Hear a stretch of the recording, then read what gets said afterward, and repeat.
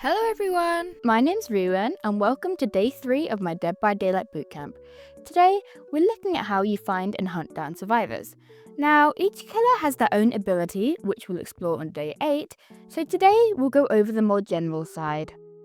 As a killer, you have to take out 4 survivors, which means it's 4 versus 1. How do you even begin?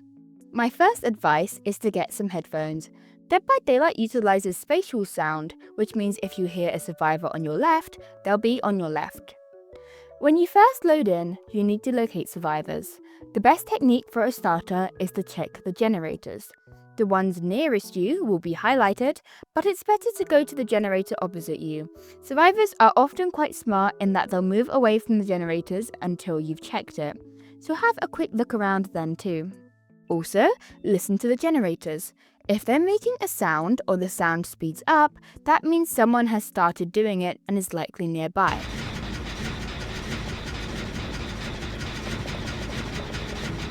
Kick the generator to cause a penalty in progress and to make the generator regress, buying you more precious time.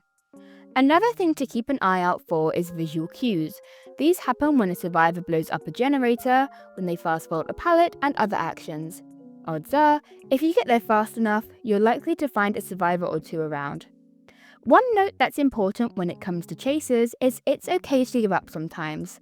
If you spend 3 minutes in a chase, you could have already lost 2 out of 5 generators. Go for the weaker players first and get them hooked. A tip, don't camp the survivor when they're hooked, i.e. stand next to them. Not only does it give the survivor a free unhook, but you're also wasting precious time to catch the other survivors. The only bonus to holding a long chase is Bloodlust.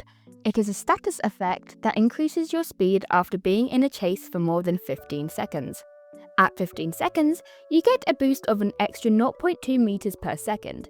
After 25 seconds, it increases to 0.4, and at 35 seconds, the final tier, you get a boost of 0.6 seconds. Now, once you find your survivor, it's time to chase them.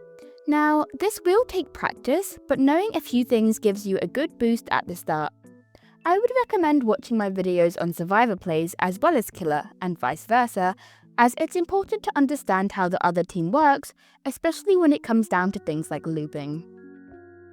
Anyway, the first thing you want to keep an eye on is scratch marks. These appear on the ground when the survivor is sprinting and don't fade for 10 seconds. If they abruptly end when you are near the survivor, check the surrounding area, including lockers. They may be trying to hide from you.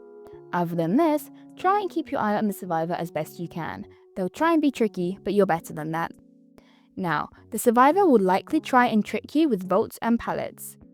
If they're crouching at you and wiggling by a pallet, do not go to it. Instead, wait for them to move if you can, or use a long-range weapon if you have it, like Huntress's hatchet. If you go over, they're likely to smack you with the pallet, and that will slow your chase, which you really don't want. Also, if a survivor throws a pallet down, only destroy it if it's a powerful pallet, blocks you a lot, or if you are not in a chase, as it will restrict your vision and takes a moment. What you need to learn to do is watch the survivors' patterns and try and predict what they're going to do. I'd go watch day 2 if you haven't yet at this point, as I explain how loops work. If a survivor finds a good loop, you can trick them by waiting just beside the window so you can get an easy hit. Just try not to make it obvious, because if the survivor is practiced, they'll be watching and waiting for you to do so. Finally, the basic part, how to smack them. All killers, as a base, can do a quick attack hit by clicking the attack button or a lunge hit by holding it down. For a quick attack hit, you'll have a very short range, so you'll have to use it sparingly. It's fast, but at the cost of distance. The lunge attack does take longer, but you get a short movement boost of 1.5 times faster for approximately 6 meters. You have to time this right, but at that moment when you're chasing them and you've got an opening, it's an easy hit. You have to be quick taking the survivor to the hook, as they have an opportunity to wriggle out, which will not only make you drop the survivor until they can run, but also stun you for a moment. The survivor will also be on the injured status again, meaning they can and will run away from you, though you may be able to track their grunts of pain. The most important thing to do as a killer, however, is just play. At the end of the day, practice makes perfect, but also, you're meant to enjoy yourself. But not just as a killer. Play as a survivor too. Learn how the other team works, learn how to loop and chase, so that when it happens to you as a killer, you can avoid it. And that is it for day 3. Again, we'll go through the specific killer abilities on day 8, but for now, this is a good start. Join me tomorrow on day 4, where we'll learn what items are and how to use them. See ya!